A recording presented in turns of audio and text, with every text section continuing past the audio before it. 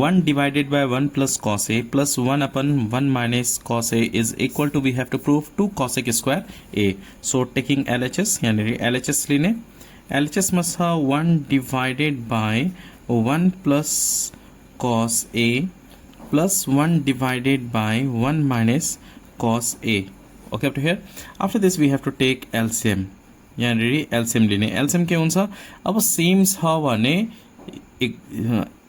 Same छ भने सजिलो हुन्छ लेख्न. ओके, तर यहाँनिर के छ, डिफरेन्स छ. 1 plus cos A 1 minus cos A, so दुईटै लिनुपर्ने हुन्छ.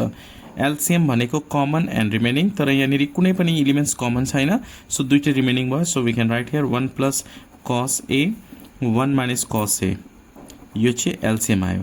एलसीएम आइसकेपछि हामीले डिनोमिनेटर डिभाइड गर्नुपर्ने हुन्छ. यो डिनोमिनेटर डिभाइड गर्ने 1 plus cos A 1 plus cos A cancel हुन्छ. What is remaining 1 minus cos A multiply with 1. So we can write here 1 minus cos A, plus को प्लस लेख्ने. अब फेरि डिनोमिनेटर के हुन्छ, डिभाइड गर्नुपर्ने हुन्छ. 1 minus cos A 1 minus cos A cancel. What is remaining 1 plus cos A multiply with 1. So we can write 1 plus cos A. Now you can see here एउटा cos A चाहिँ positive छ, अर्को cos A चाहिँ negative छ. So we can cancel this cos A. Now 1 plus 1 के हुन्छ 2. So 2 divided by, यो के को फर्ममा छ, A plus B, A minus B को फर्ममा छ.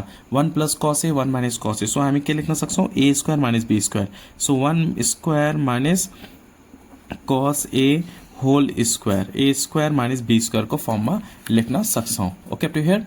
After this 2 divided by 1 square 1 minus cos A whole square भनेको cos square A हुन्छ.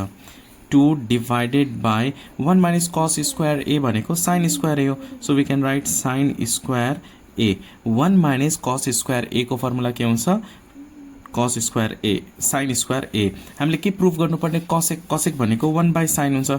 यो 2 को 2 लेख्नु, 1 by sin भनेको cosec. So we can write here cosec square A. RHS proved. Hope you understand this question number 7A.